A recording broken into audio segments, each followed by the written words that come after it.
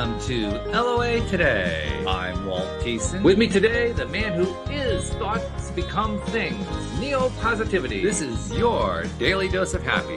We are so happy you decided to join us today. It helps if I add everybody in. It works a whole lot better that way. Amazing. And Neil, I got to tell you, I was in touch with Debbie G yesterday. She's improving. She's feeling much better. She's not joining us because she says if she starts to talk, she becomes raspy in about 30 seconds. So she's not quite ready to return. But yeah, her whole attitude was really up. So that was good to hear, especially as we're approaching the holidays, you know. Always. Debbie G, that's big light around her. Debbie G, Zane, Landin is our guest today, and Zane, Debbie G is our other co-host on Fridays. And when the three of us get going, first of all, the energy is like through the roof. Second of all, I'm lucky if I get a word in edgewise. Those two just kind of take over. Because all three of us have been podcast hosts, you know, so you get three hosts in one place, you know, it's kind of like putting three Walter Cronkites on the same stage. I was like, it just doesn't work. No, but it works great, actually. It works really great. That's awesome. Well, I'm glad. Well, I don't know her situation, but I'm glad she's apparently feeling better, though. Yeah, she went through a medical procedure. It was kind of a tough one, but she's pulling through like a trooper. So really good. But anyway, Zane Landin, you are joining us today, and thank you very much for being on the show. You have one of the more interesting backgrounds of anybody that we've had on the show lately. And whenever I run into somebody who has got so many cool things to talk about, I don't really like to be the one to try to do the to do the potted biography because I feel like I'm going to screw it up. So I'm going to ask you to do it. So just like spend a minute or two, tell us about Zane Landin. Sure. I mean, 24 years old here, native Californian, been here my whole life. I will say I am moving to Washington, D.C. next. Whoa. More like next week. Yeah. Wow. D.C. next week, and it's like overwhelming that it's so quick. But no, I've been preparing for it. It sounds like I'm not prepared. But it's my first move. I've never actually lived on my own because I went to university at Cal Poly Pomona, and it's probably like 20 minutes away from me. So I never had experience of living alone independently that way. So it'll be a new journey. And yeah, I'm working for National Geographic Society. So, wow. And there's two National Geographic partners is the Disney stuff, the documentaries, the magazine, and then the society is they provide, you know, the grants and the financial support to like the explorers and the researchers. So it's a new position. It's my first entry-level position because I just graduated in May. So I'm doing internal communications work. So my title is Internal Communications Specialist. Congratulations. There's that. That's a great way to start off everything. Yeah. Okay. So tell us more. Yeah, I mean, so I'll start with, you know, in university, I didn't really realize that you could actually pursue communication and storytelling as a career. Like I knew that there were directors and actors, and I wasn't interested in going into entertainment, so I didn't know where I could use my skill set in like writing and communication and public speaking, because I always loved doing those things. Not necessarily the best at them. I will say I struggled with writing throughout growing up. I struggled with writing because I think that they teach you how to write, but they teach you how to write a certain way. And it wasn't that I loved writing until I was able to explore like poetry, where I was able to kind of write anything I wanted. I can make any comparison, even if it was complete nonsense. You can still do it because it's your interpretation. It's how you feel about it. And I absolutely love the creative freedom. And so then I was able to translate that into all the other forms of writing. And that's where I love it. Now I get to write for different blogs and publications. And like Entrepreneur, I do write for entrepreneurs. So I've written about different things. A lot of it is like workplace wellness and inclusivity. I wrote an article about mental health culture, also body positivity culture, like hiring people with different bodies and having conversations about that. Then my third article, I wrote about how to create more of a inclusive culture around grief. How do you actually talk about grief in a positive, healthy way in the workplace? I know some people don't want to encroach on that territory because it's like personal mixing with professional. But I think that the amount of grief people experienced during the pandemic, I think it's worth talking about. And I think even in a professional setting, I think it could be good for people. I even connected with a mental health advocate who at their company, they do grief chats. Like they'll like go on Zoom and they'll talk about grief in the workplace. And I think it's interesting. Anyway, so I had a mentor who taught me all about that. She had her degrees in communication, and I decided to change my major after I worked with her. And then after that, I've been able to do a lot of different internships. I worked at General Motors. I did 2 summer internships with them, and throughout the year, I also did an internship with NASA, a Jet Propulsion Laboratory, which was very interesting. And then, luckily, I found my way to Nat Geo Society. So that's kind of the story of my professional journey so far, doing communications work. Well, hey, for a beginning career, that's a great few steps in the beginning career, I have to say. That's really good. Now, this is one of the more interesting things. Of course, you come to us the way so many of our guests do, through podmatch.com. Mm-hmm. And in your Podmatch profile, you said something really interesting. You used a descriptor that one doesn't hear very often because it's usually considered to be a pejorative, but you treat it as if it was something to feel proud about. You said that you self-identify as Hispanic, queer, mm-hmm. and disabled. I thought mm-hmm. that was a really interesting thing to say. So mm-hmm. tell us about that a little bit. I tell people this because I think that, like you said, I think that in actuality, being these identities will definitely hold you back. You will experience barriers outside of your control, and it's very frustrating how to navigate those. But I think we're moving into like a space where, while there is still hardships that come with those identities, that it's a good time to have those identities, though. And there's a lot interesting way of saying it. Right. No, I think that, though, like I see a lot of scholarships and programs that are designed for people of color, and I think leverage that. I think utilize those opportunities. That's what I think. I think that because people are seeing more of, a benefit to having these diverse perspectives, and that they're giving resources for them to thrive, unlike how it's been for many years. I see it as a positive. I say, you know what, own your Hispanicness, own your race, own your gender, because people are seeing the value in it now, and people are seeing the need to include everyone in these conversations in the workplace and all aspects of society. And it's not, of course, everywhere like that. There are times where I've gotten some feedback for being queer, and people don't like that. So I have experienced that. I've experienced people telling me I'm not Hispanic, people saying I don't look Hispanic, so I'm not Hispanic. Different forms of ways where I don't get to embrace who I am. But at this point, I've surrounded myself with people who do embrace who I am, and now it's like wherever I go, this is who I am. Hispanic, queer, disabled, especially disabled, because for the longest time I experienced mental health conditions, and I'm neurodiverse, and so that translates to how I navigate everything and how I view society, how I work with people, and everything. So for me, it's like I think we need to be proud and prideful of our identities, of whatever our experiences are, because that's what makes us who we are, and that's the value of what we bring to the table, and I think it needs to be celebrated. Yeah, I mean, you talk about it in terms of how it's there's greater external acceptance, but what I hear in most of what you said there is greater internal acceptance, accepting of yourself, and not just accepting, embracing yourself. Which that's the part where I just say, yeah, all right, way to go, I like that. Yeah, I spoke on because my degree is in public relations, and I was invited to speak at this Hispanic PR association. They had a breakfast, and there are very few Hispanics in the PR industry, kind of like a lot of industries, when it comes to minorities. But I don't remember the exact statistic, but it's really low. I know, and I said, don't be discouraged by that. It may look like there's a lot of work that needs to be done, and there is, but it's like, also know your worth, that you're here as a rare person in this industry, which means that you really bring value to this place, and I think you need to start thinking that way, and that instead of saying, oh, there's not many people like me. And I get that's frustrating to be the only one in the room. Like, it's very isolating. Like I've been there where I felt that, where I'm the only queer person. I honestly hate that feeling sometimes, where it's like, I can't relate to anyone, or sometimes you bear the responsibility of educating people on your identities too, like when you're kind of tokenized in a way. So it's very frustrating at times, but I've kind of come to a place where, no, actually, my perspective is unique here in this space, and I'm going to own it.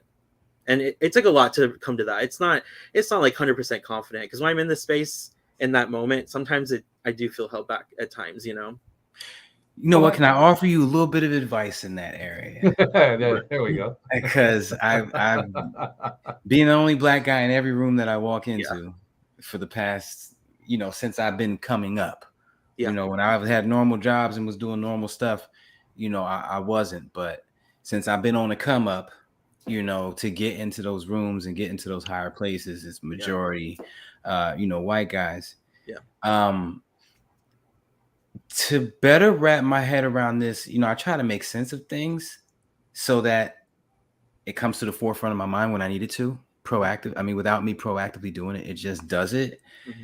And it's like when you see, they always have this joke, like when there's a tragedy or something and a news van is there and they interview the craziest black person they can find. Yeah. And they're like, hey, man, I'm crack. They're just saying the craziest things. And that's what they use to represent them. Although that is a stereotype and it's horrible that they do that, there is some truth in every joke. Most of the people from the hood I grew up with, I would not take to a board meeting with me.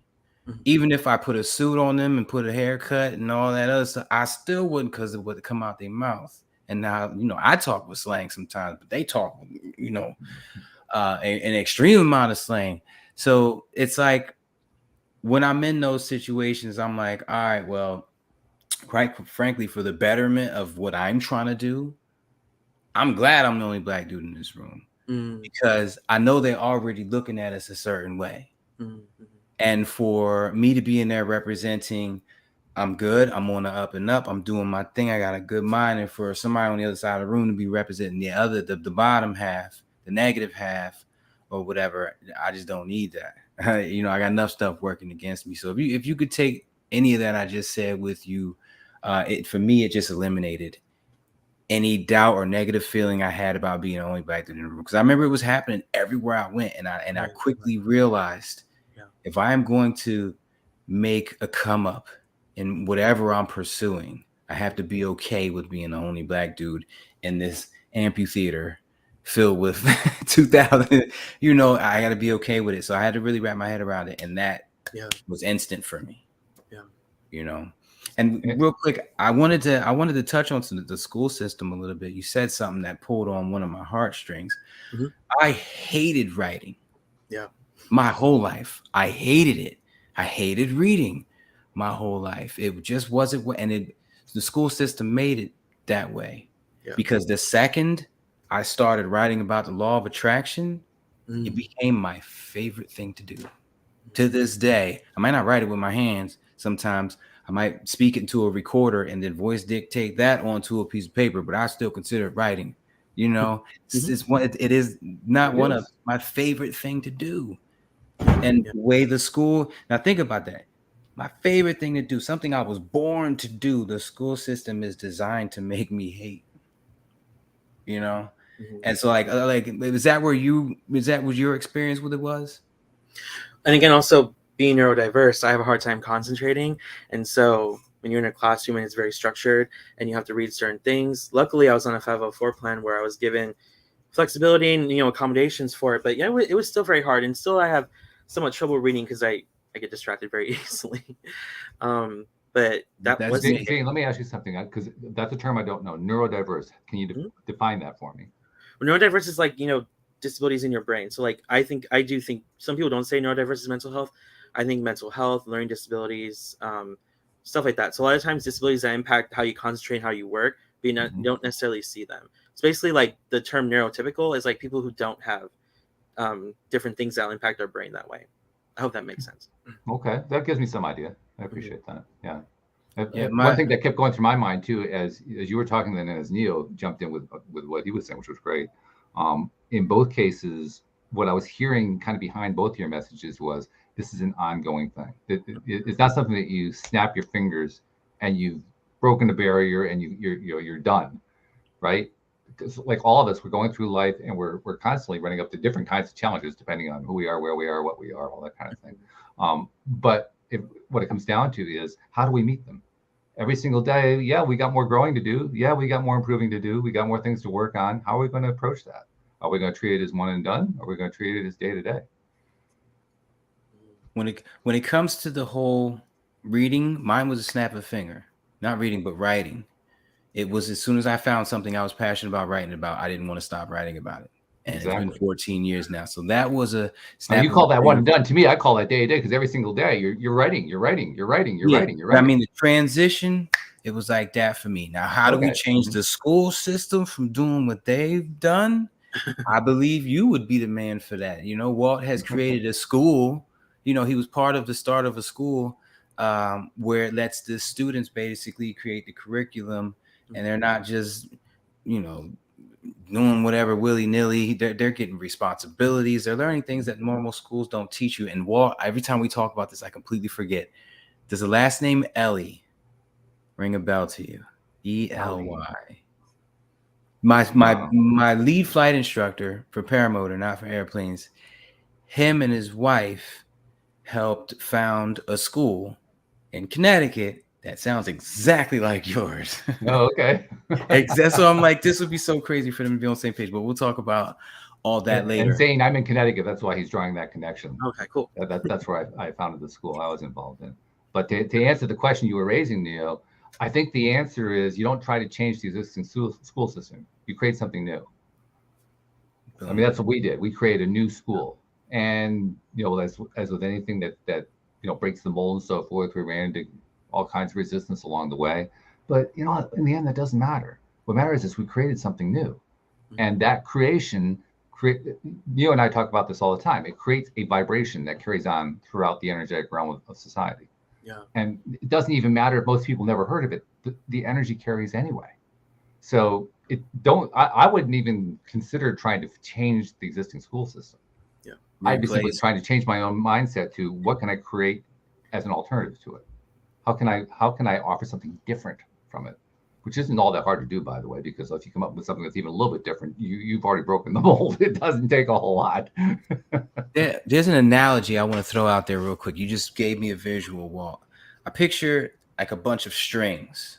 Like picture like two poles with a bunch of strings connected in between them. Okay. And each string is vibrating at its own individual frequency. Ooh, I like okay. Now the world as its society, as the way it stands, is a bunch of strings vibrating at different frequencies, a bunch of notions, the way things operate. When you have a thought about something, it's like you're sending a vibration in that direction and you're slightly changing the vibration of one of those strings. So your thought is impacting the world. It might be small at first, but it can have a ripple to other strings. But the fact of the matter is each and every thought is having some kind of impact, some kind of shift on that group of strings that we'll just call what is or how things are. So contributing that mental way, seeing it better. I always say that, if you want to get out of war, if you want the world to get better, you got to stop talking about how crappy it is. You got to see some light at the end of the tunnel, or you got to see the roses. Stop and smell the roses that are currently there. That's how you change the world. Stop and smell the roses, or see the light at the end of the tunnel and cherish it. I love also how you described the fact that not only are you impacting that one particular frequency, but there's also an impact on other frequencies. I mean, the real world, the sound analogy of that is what they call harmonics. So a harmonic would be like you have a sound that vibrates at 440 hertz, right? And if you double that to 880 hertz, that's a harmonic of the 440. So you vibrate the 440 and you get a little bit of vibration at the 880 and at the 1760, and and there are a few others in between there too. I didn't know about that. Oh yeah. That's how have you ever heard a pure tonal note generated by a machine? If you've ever heard it, it's very flat. There's no affect to it. There's no resonance. It's just it's that kind of a tone. But when you hear a tone generated by a musical instrument or by an electronic device that knows how to mimic what a musical instrument does, if you, for instance, let's say you hit a note on a piano. Now, a piano, of course, is like this big wooden box with a bunch of strings and keys that are interacting with little hammers that hit the strings. Okay. When you hit a string, that sound resonates into the wood of that box. Actually resonates with some of the strings around it too, but mostly in the wood of that box. And the wood of the box adds these harmonics. That's where the richness of a note comes from. Is that why they open some of them? Yeah, well, sure. Well, they open it because they want more of that sound to come out. But it's the sound bouncing around in that wood that creates that piano sound we all know. Or same thing with a guitar or a violin or anything that has a physical instrumentality to it, or even a brass instrument. The sound is being created. The unique sound of an instrument is being created by the harmonics that go along with the notes. So those harmonics are incredibly important because they're what provide richness in life.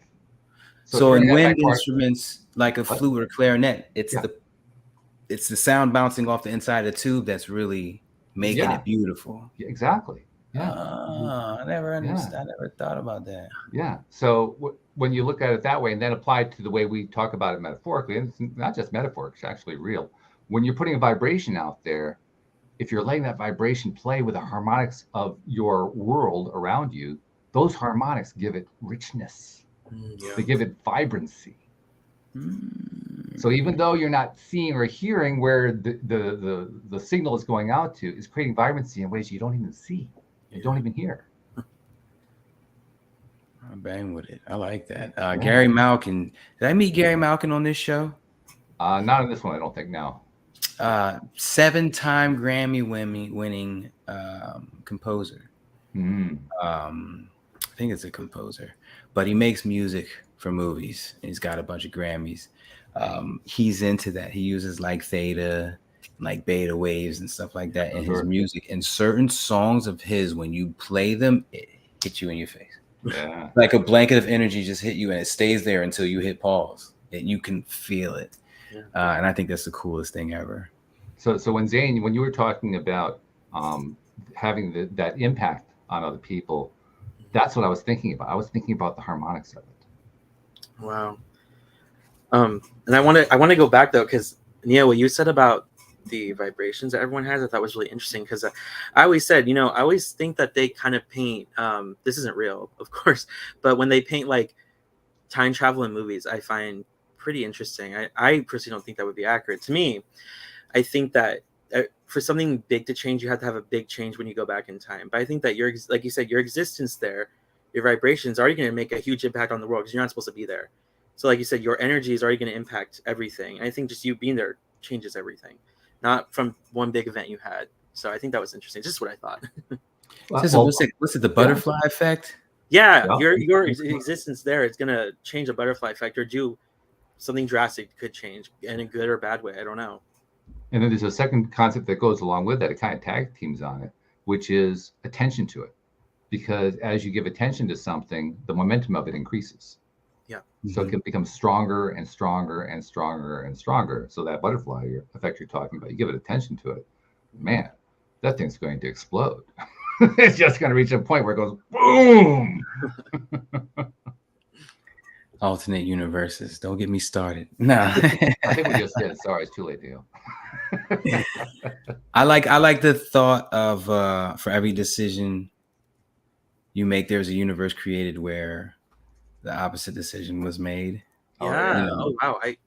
Totally. I think I remember having a daydream where it was like, I had like powers or something, but like I would go back and see millions of versions of myself, of every single version that didn't have a decision or made a different decision.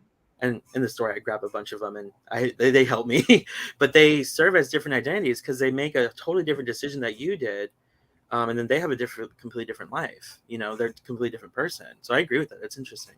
You said something really interesting just now. You said that they help you when you go and look at those alternatives. Give us an example. Like, can you think of one time, one particular instance you kind of did this mental journey and you replayed something that happened in your life, you played a little bit differently as if it was that alternative universe that helped you? I just think that, there are certain decisions we make, and it's not the best decision. And it didn't turn out how you wanted it to. And I think that you can reflect and look at your alternative person who didn't make that decision. Maybe they're doing well. And then you kind of look at them and you go, maybe I should have been more thoughtful about this. And it just kind of makes you think more about the actual consequences that can happen with your actions. You're more mindful of the decisions you make. And sometimes even a decision you make that you feel in your heart is good, sometimes we don't listen to the other side, which is like the intuition, that even though your heart's telling you this is a good path, your intuition was saying maybe it's not the best thing for you. So that's how I would paint it. Interesting. How have you learned to distinguish between the voices? Because when I see that $1,200 Gucci bag, I'm like, ooh, that's me. To me, that's my intuition saying you deserve it, get it.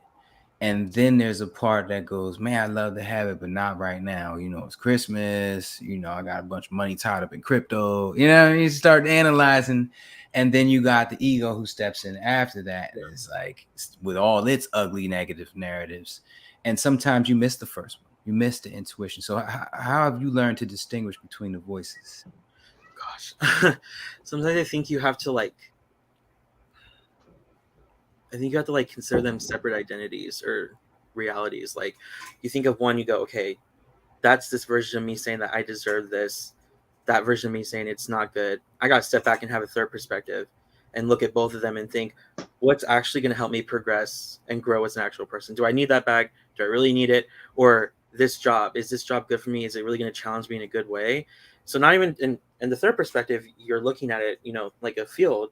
And for me, it's like, you consider all those things. You consider, is it good for you? But also you need to consider, are you actually going to grow from this? Because I think sometimes people will not choose to decide or pursue a job or opportunity because they're scared of it.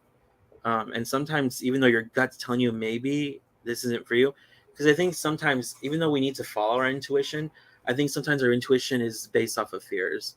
And you can still get a somewhat gut feeling because you're kind of telling yourself that.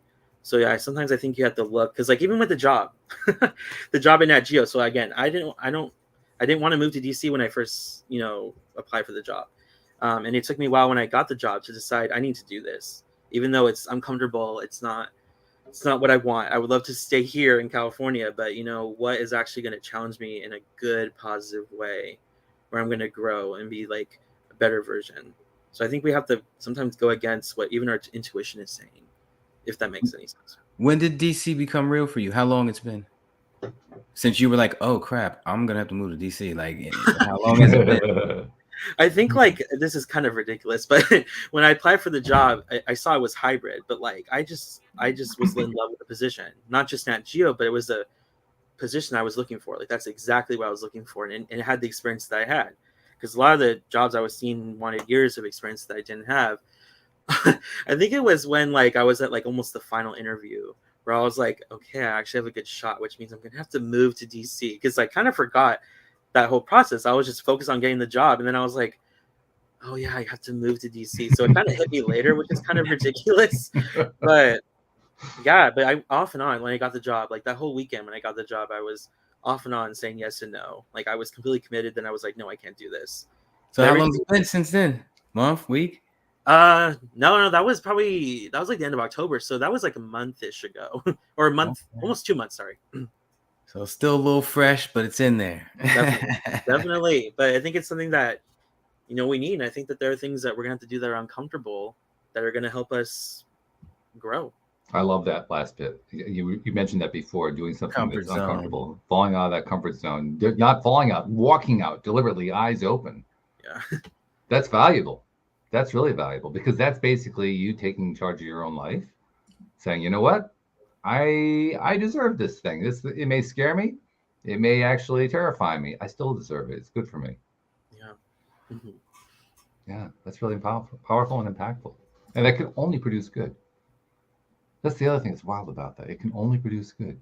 We're so used to the idea that if we take these risks, not that there aren't risks that you can take that can actually be harmful to yourself. There certainly are, but I think most often when we're talking about these kinds of risks, we're talking about risks that we know would be good for us, that we know would be helpful for us.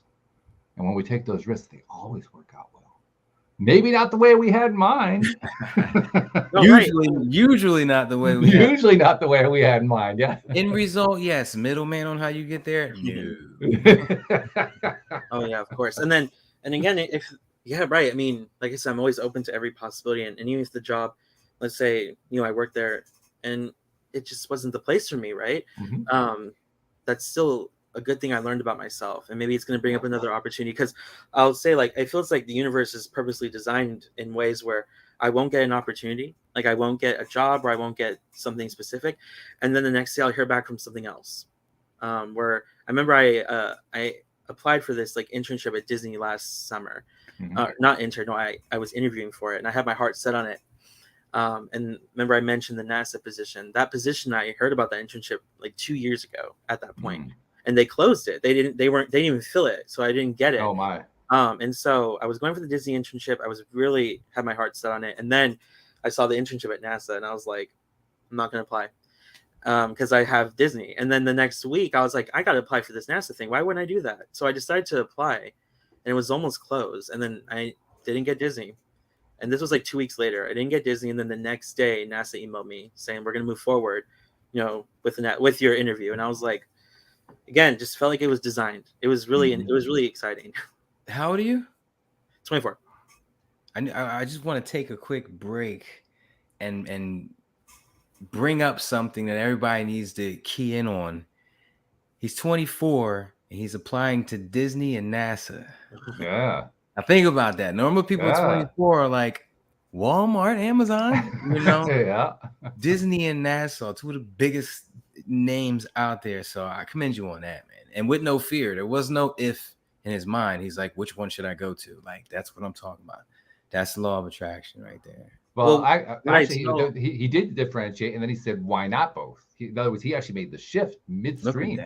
Why not both? It's like when they ask you if you want chicken or steak. Why not? Yeah, let's put them both on there. Let's see what it do. Yeah. Well, what I tell people, because like I do have doubts. I mean, I don't know if in my bio I did meet President Biden. I can go more in detail about that a little bit, but I applied for the first ever Mental Health Youth Action Forum, and when I saw it, I was guaranteed I wasn't going to get it. I told myself I wasn't going to get it, but you know what? I told myself, I said, again, that third perspective, and I said, step away from it and just hit the apply button. And that's exactly what I did. So there's a book called The Untethered Soul that really keys in on that voice and separating yourself from it. Yeah. I highly recommend that book. Debbie G. Shout out to Debbie G again. Hashtag we love Debbie G. We do. Amazing book, Untethered Soul.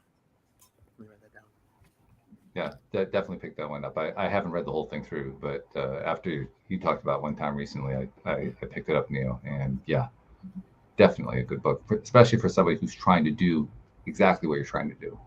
I think everybody should be trying to do that. Ultimately, I think that's true. but it's helpful if you're in the space where you're ready for it. I mean, Zane is clearly ready for it, so that's really the best time to take on a book like that. Real quick, I dove back into I think that book.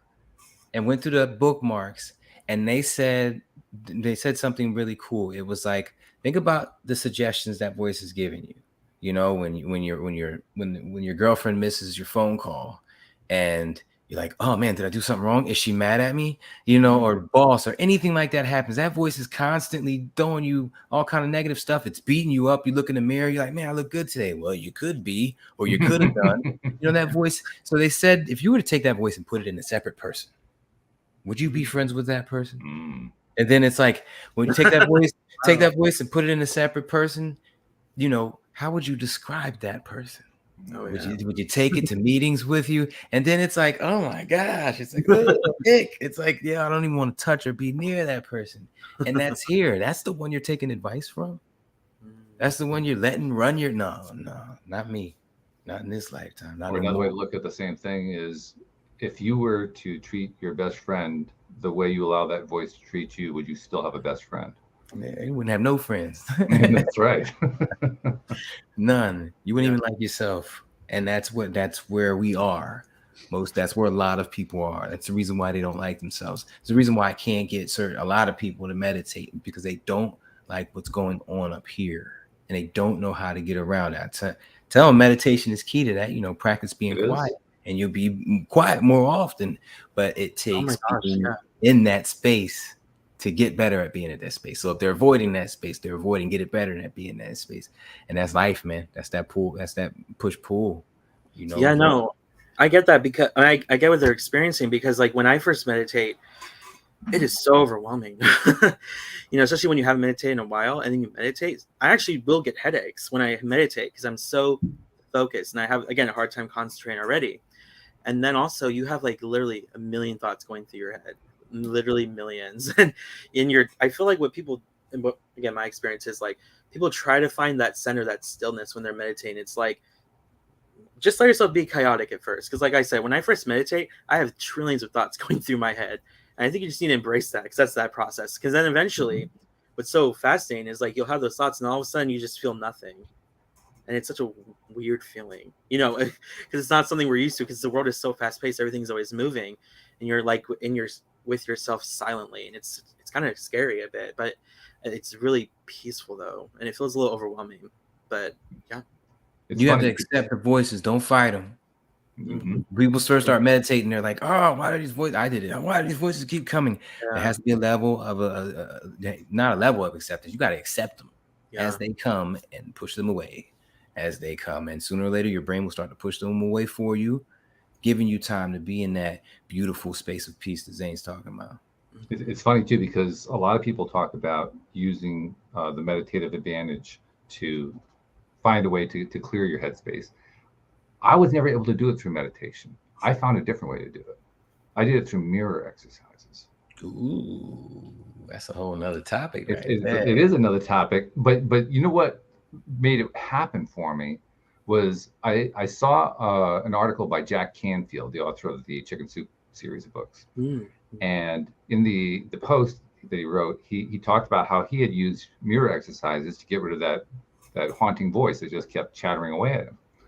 And he said all he did was he did the mirror exercises for 30 days. And if you don't know what mirror exercises are, basically looking in a mirror and praising yourself, telling yourself, I love you, here's all the good things that I did today, all that kind of stuff. Just building yourself up, really feeling good about yourself while you're looking directly into your own eyes. That's the whole point of the mirror. Into your soul. To your soul. Because you go straight from pupils to souls fast. Really fast. Oh, yeah. It's so fast that first session scares the shit out of you. But nevertheless, if you can keep going, do it for like the 30 days that he recommended. And he isn't the originator of it. I mean, other people have talked about it too. But if you can do those 30 days, it really does quiet that voice. It takes a while. At least for me, it took a while. It took like about 2.5 weeks before I noticed any difference at all. Yeah. But around day 18 or 19, I noticed that the voices were kind of getting softer. By around day 25, they were really soft. And then to my surprise, around day 28, for a moment, they were gone entirely. And that kind of ties into what you were saying, Zane. Like, it's a bit of a shock. Like, wait a minute, that's not the way my head usually goes. But I got to like it. And then I started getting into the meditation after that. And boy, did it make the meditation so much easier. For the first 18 days, how much were you doing a day? Well, it varied. I mean, my first day was about 3 seconds because that was all I could tolerate. But I mean, as you, let's say the second week, where were you doing like 1 10-minute session, 3 10-minute sessions, 1 half-an-hour session? Like what were you? Probably no more than, I don't know, 1, 2, 3 minutes. It wasn't very long. Okay. It wasn't very long at all. I mean, I think there were maybe a couple days where I was really going after it. So I would do like 5, 10, 15 minutes, something like that. But most of the time it was like 60 seconds to 120 seconds. Yeah, I started off with 3 10 minutes a day. Yeah, well, I was just like you're top flight on every time that you go after something. So that doesn't me at all. I obsess over it, man. I was forced, and I got to. It was 6. I never remember. It was 16 days in of me saying, "Why can't I stop these? Like, why does it keep doing?" And that's when I said, "You know what? Movie The Secret. I'm so happy and thankful that I'm good at meditating. I'm so happy and thankful that I love meditating. I'm so happy and thankful that I enjoy meditating." I started saying that. That was it. I've loved it ever since that day. But I don't actually I never thought about, keeping track. And I don't know how long it took me to get to that stillness. What I do know is this. What made the difference for me was every time I did a day's exercise, I was trying to focus on myself, on the thing I least wanted to focus on, because I knew that's where I needed the most work. So very often it was on being able to tell myself, looking myself in the eyes, I love you, because that was so uncomfortable for me to do. So I pushed myself. That's what I'm going to do today. I'm not going to even do anything else. The only thing I'm going to do with this particular mirror session on this particular day is to make myself stay focused on that for at least 60 seconds. And by the way, 60 seconds is a really long time. And it's something you don't want to do. Yeah, it is. But it does work effectively, because what I really was doing is I was insisting on going after the thing that was making me most uncomfortable. You shifting that subconscious, that repetition, shifting your subconscious to think something differently, and then you develop that love. I'm happy for you, brother. And that is really the truth, because it was the unexpected consequence that went along with it. My self-confidence and my self-love grew immensely by doing that exercise. In fact, I was so psyched by how much gain I had in that 30-day period. I think my first streak, I went like 50 days in a row doing it. I'd only committed to 30, and I just flew past that. But I took a break, and I came back, did like another 35 to 40 days, and I went through like 3 or 4 of those bursts like that. And by the time I was done, literally most of the time, my brain is quiet. And I created a habit of quietness in my brain that has continued to this day. Now, it's not like there's never any thought coming to my mind that I hadn't really wanted to have come to my mind, but it's not inundation anymore. I haven't been inundated by thoughts in years, simply because I worked on appreciating myself through the mirror work. And then when I did want to do the meditation, I used to actually hate meditation. I wouldn't even do it. And I think the main reason was, like you were talking about, Neil, I kept getting frustrated. I couldn't break through. But I used the mirror exercises to shift my perception about myself and how I felt about myself. And at the same time, as sort of a side benefit, get rid of those voices. And then I went back to the meditation. Meditation was actually fun. It's kind of the suggestions and the voices were altered. You know, they were a little bit more I love me related than they were before. You threw a little bit of sugar on all of them. That's right. And that's what you got to do. That's what you got to do. Change the voice. I don't think they're going to stop. You have to be a monk in a monastery with 0 responsibilities for your voices, for the voices to just stop. So when I meditate and I'm quiet, and all of a sudden you got to get milked up. Nope. I'm going back to my breathing. Feel a body part, or just count, hear my breath. Stay in that until the next thought comes. And it does suck, because it's like jogging. If you take a month off, when you try to get back out there, you suck at it. So it is a lifelong journey, but it yields the greatest rewards, like law of attraction, the ability to create your future with the law of attraction. But with meditation, it's the ability to create peace in your future. Mindfulness, calmness in heavy situations. All of that is the rewards of this daunting task called meditating, but you will grow to love it if you really want to. Well, that's the other part of it, because once you get to the point, that's really mastering the voices, not silencing them, mastering them so that you're no longer dominated by them. You're the one who's in charge, and the voices are just kind of feeding you some information that you can choose to accept, you can ignore. It's up to you entirely. But now you feel like you're in control. And they're less frequent, which is a huge part, a huge bonus. And then what goes along with it is you realize that instead of feeling like the voices are an enemy, you start to embrace them like they're useful. Like, they give me stuff that actually is helpful at times. That was not the previous experience. But now that I've learned to master myself, now they are in aid of me rather than against me. Yeah. You know what? You just made me think of something. I might have to do a video about this, right? You're quiet. The voices are coming at you. You just started meditating. The voices are coming at you. You got to get milk. What about this? What about this person? Oh, I got that bad email. How are you going to handle it? You finally get meditative and you get quiet, and you got voices coming at you still, but they're not the same. They're intuitive. You need to call this person tomorrow. It's a different. So you got all these voices, and we were talking about earlier, between being able to weed through and find the right ones. I never actually thought about that as far as meditation, because that is where I get my great ideas. When I meditate, and I do keep pushing aside the milk and the eggs, and I gotta call this person, all of a sudden I just get this idea out of nowhere, and that'd be my next video. So I need to dive into that and tackle that a little bit more. Because I tell you, when you can get to the point where you can actually appreciate the voice, where you're actually appreciative that you got that voice, not only do you feel better about the voice, but the voice feels better about you. And so it becomes mutually supportive. And in that mutual support, an amazing thing comes along, and that is you feel at peace with the voice. At the end of the day, the voice is you. It's still you. So for you to support and love that voice is for that voice to support and love you back. It's instant reciprocation. And that's what I love about it. And the mirror exercises, I love that too. Like I do games where I stare into my eyes and I'll talk.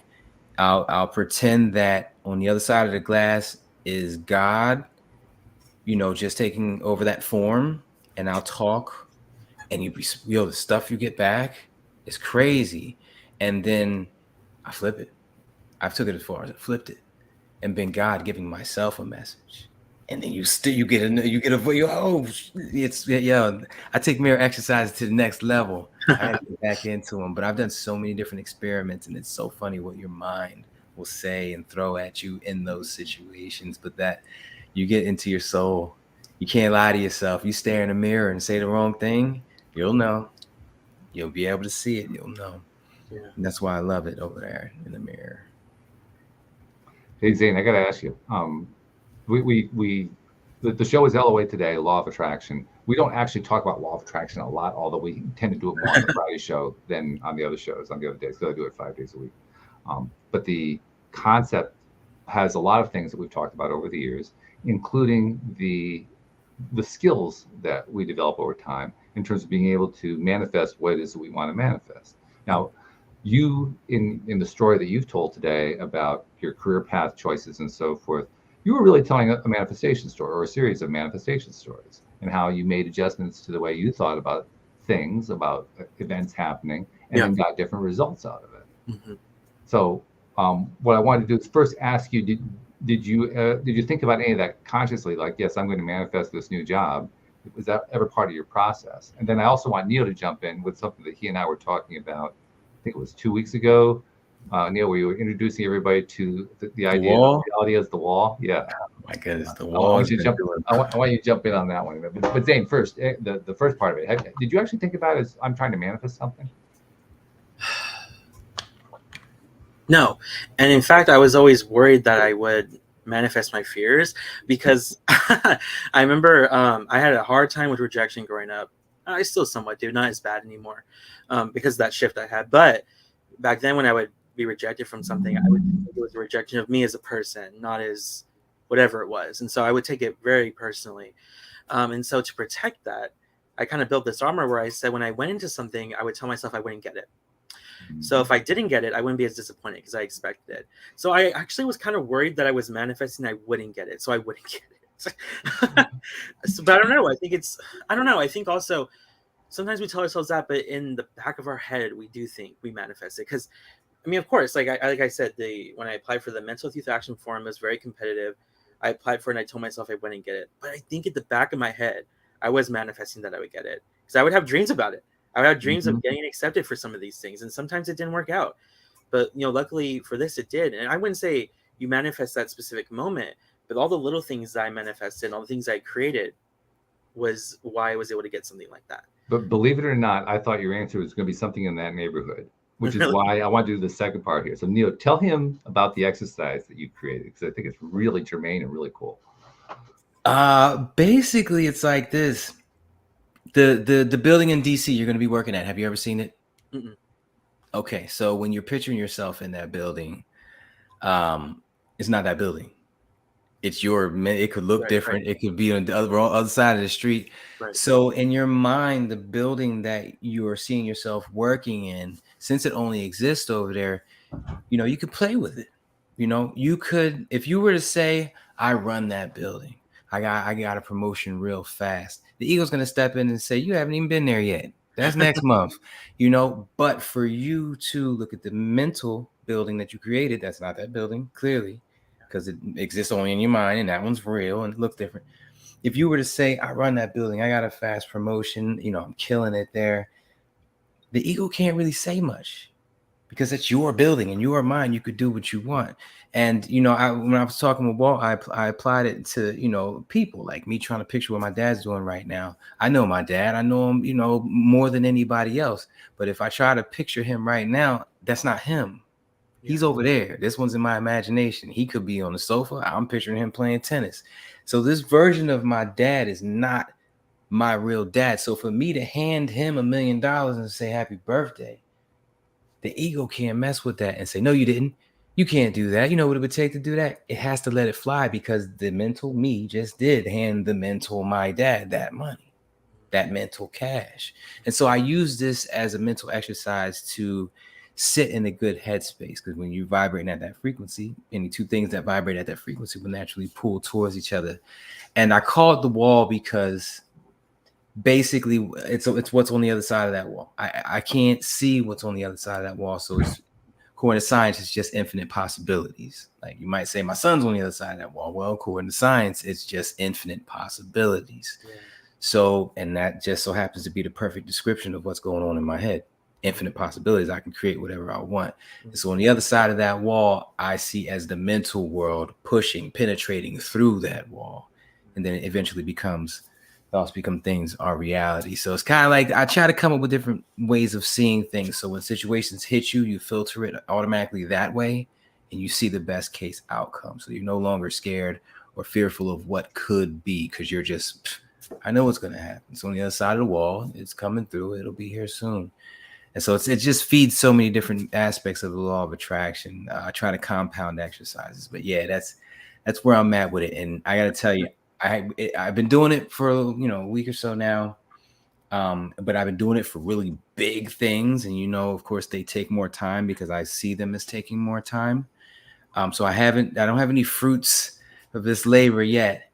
But it's a combination of the exercises that I use to retire at the age of 28 and move to Florida and fly and all this other stuff that I'd be doing. So all I did was compound those exercises to make them into something more beautiful. So I know the fruits are coming. Just so happens my Law of Attraction Summit is coming up on the 21st. So awesome. I'm looking forward to, all of that. Yeah, I really love it. For me, go ahead. No, I was gonna say, I love that, and I feel like that's kind of like something that I was somewhat doing when I was writing, though, because again, it was that outlet where I was able to kind of think anything I wanted, anything, and I didn't do that with my life. But when I was able to write, I did, and I wanted to give a speech on. I think that it was the speech. The whole theme was about uncharted territory, and people were talking about technology and stuff, and I was like, storytellers are uncharted territory, and so is writing, because your mind can produce, like you just said, unlimited possibilities in your head, and you create it. I think you live in that space, like you said, and you kind of shift your attitude that I can do this and bring it to reality. So not exactly what you described, but kind of like writing gave me that process, though, of what you're thinking. I think that's super cool. Yeah. And the thing I love about Neo's process is that it's the best way I've ever heard of to truly separate what you're imagining from results. Because for most processes, we will do the process and then we're looking for the result at some point. But with Neo's approach, you never need to look for the results ever, because it's all complete. It's all complete within the imagined sphere that you created. There is nothing else to do. It's all done, and you can appreciate that result there. You don't have to see the real result come into the real world. So if it doesn't come to the real world, it's irrelevant. It isn't even part of the conversation because it already took place in the imagined world. You're bypassing the middleman. All the how and what if and conversations and meetings that need to happen to get to that point, you're bypassing all of that, which is one of the number one rules in law of attraction anyway. Right. See the end. Don't worry about how you get there. Like Zane has an end place where he wants to be. Moving to DC and getting this gig is just a step. Yeah. He didn't see it. Last year he didn't see this moving but it's just a step. So I find that we're always wrong when trying to predict the middleman in some way. So just go straight to the outcome and focus on that. And that's one of the things, like Walt said, I love about this exercise. The middleman is the farthest thing from my mind. I'm enjoying the win already. I'm celebrating. It's already happened. What it took to get here, whatever. I like, that's the surprise about life, seeing how you get there. That I'll enjoy that aspect of it, And then something that I, try and tell people, and I try to live by this, is, be open to every single possibility, whatever comes your way. Again, I think people are held back by their fear or what they don't know. I mean, like I said, I got that internship at General Motors. I didn't know a single thing about cars. I didn't think I really wanted to work in the car industry either, but it was like a great opportunity. And I thought the position was perfect for what I wanted to learn. And I was able to have a great internship, and I learned a lot, and I gained a lot of connections there. So, and even going to meet President Biden, like, I don't think this stuff would ever be possible for me, but be open to every single possibility. Even if it's something that you're like, I don't know if that is something that I would be passionate about, you never know. Just try it out. That's what I say. If you ever want to make God laugh, tell him your plans, because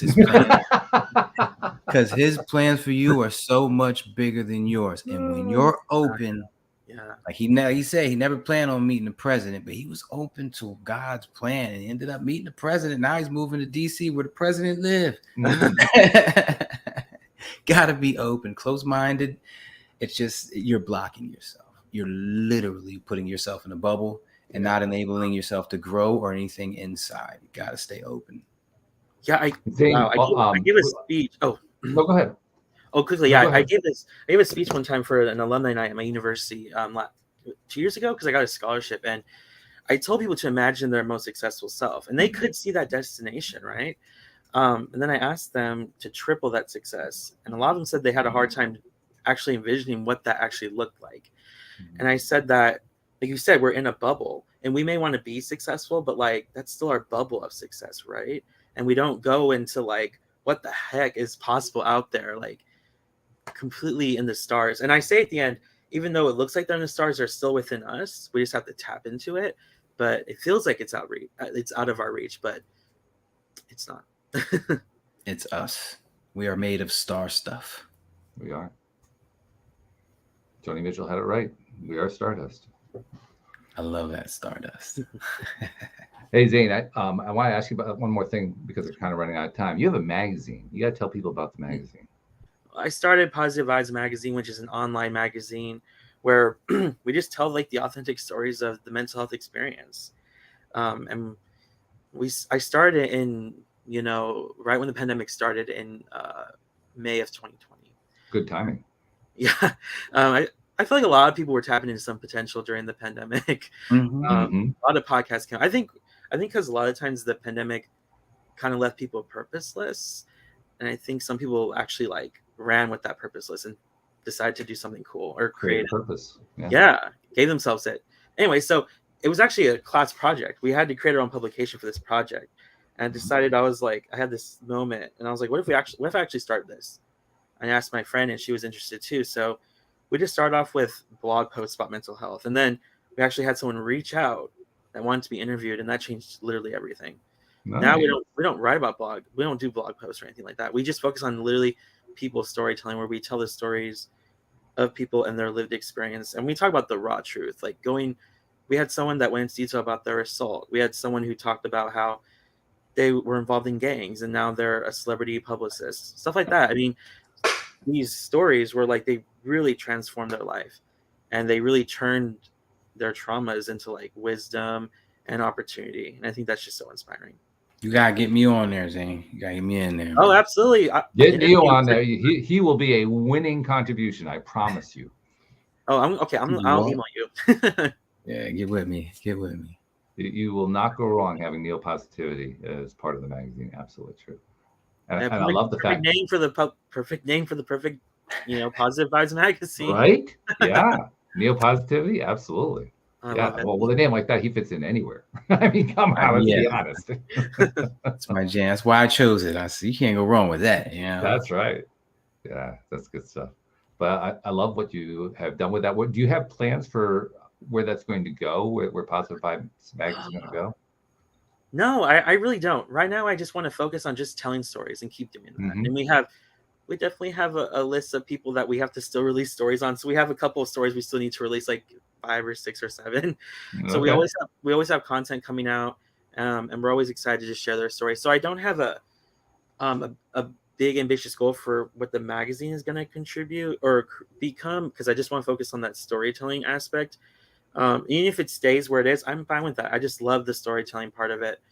But I have learned how much of a need positive storytelling is, that people really want.